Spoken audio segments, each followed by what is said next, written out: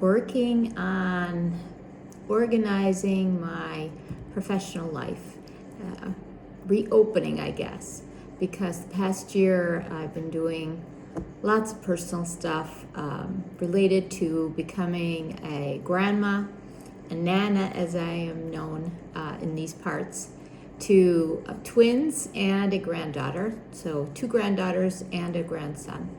And it's been really hectic, but extremely blessed. I feel so blessed. But it has sort of taken me away from my professional work all year because I wanted to be present with my son, my daughter, their spouses, and my grandchildren. And I had a lot of traveling to do because for those of you who know me, I live most of the year in Kuwait, well, at least usually.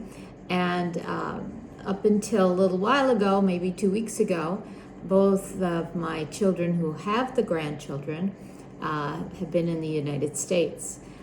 Right now, my son and daughter-in-law and my granddaughter moved back here to Kuwait, so I'm now sort of straddling both continents, but never mind, again, feeling very, very blessed.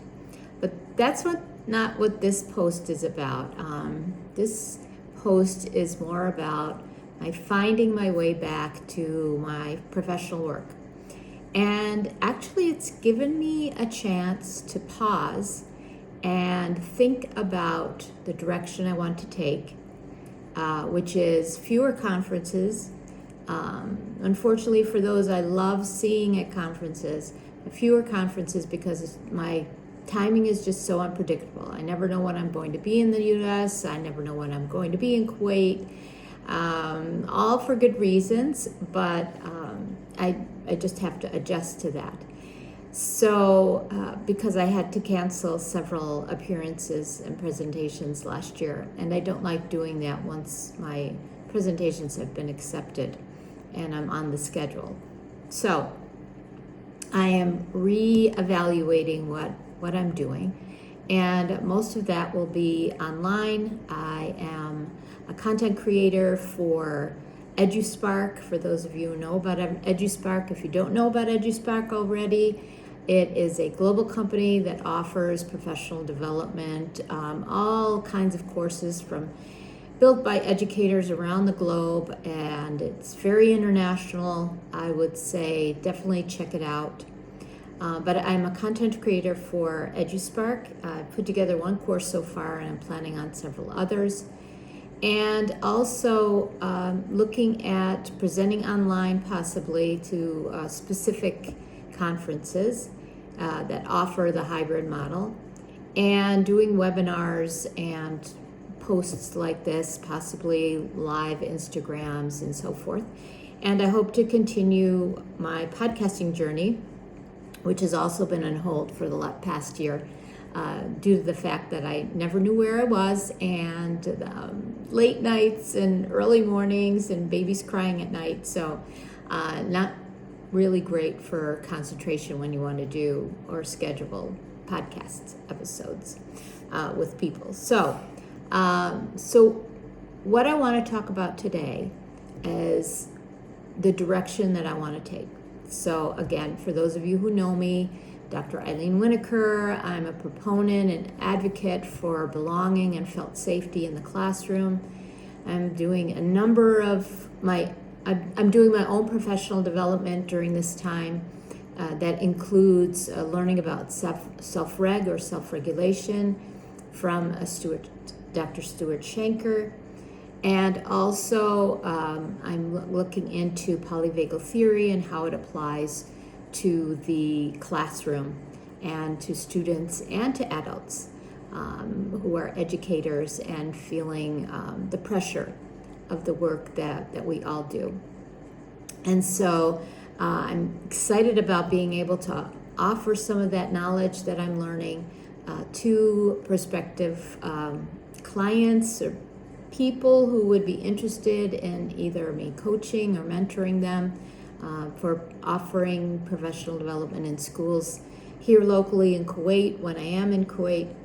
And so I'm the author of 2 books, Journey to Belonging, Pathways to Well-Being, which is more of a story about my own pathway to or journey to belonging, both in Kuwait and also as I grew up in Buffalo, New York. And I put together with some wonderful educators a book that is filled with lessons and activities for those who are interested in instilling a sense of belonging and safety in their classrooms at all levels, and also for ourselves, our own professional development as adults and educators. How can we ensure that our professional development is fulfilling and that the jobs that we do are things that we look forward to going to every day? And how can we advocate for ourselves? So those are some of the things that I'm working on.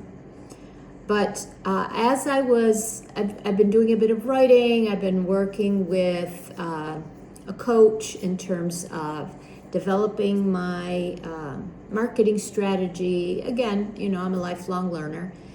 And so I've been reevaluating exactly what I want to do in terms of the space of belonging and so forth. Belonging, I think, is misunderstood. It's sort of seems like it's become a word associated with social emotional learning, which at least in the United States has kind of gotten a bad rap, unfortunately, because it's been labeled in multiple ways. If you're interested in learning more about what it really is, I would highly suggest you go to casel.org, CASEL.org. Considered the authority on all things social emotional learning. But what I noticed, and this happened as a result of something that occurred beginning of last year, in the fall of last year, I was planning on presenting a session about belonging and how it really is an essential ingredient to the classroom, to learning, to achievement.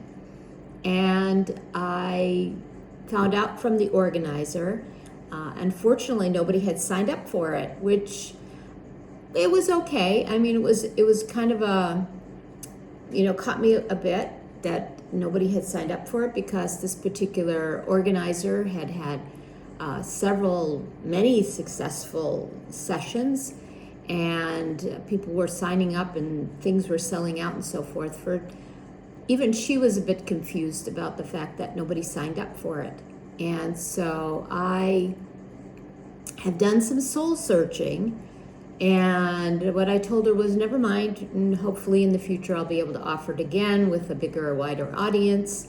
But I think what I figured out is that there is a lack of understanding about the importance of belonging in our schools, in the process of education.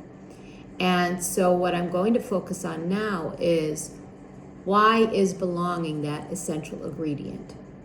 And I'm going to start posting about the relationship that belonging and felt safety has to student achievement based on the latest research. And I hope that you'll follow along with my posts.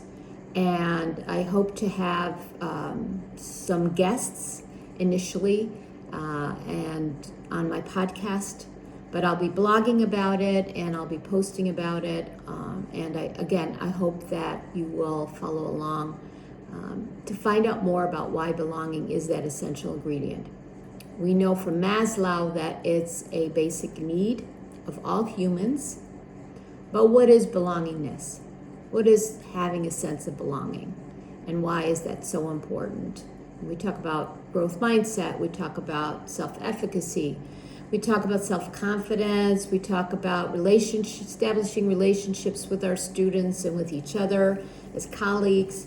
What does all that mean? And so that's what I'm going to be talking about over the next number of months, and possibly for the coming year.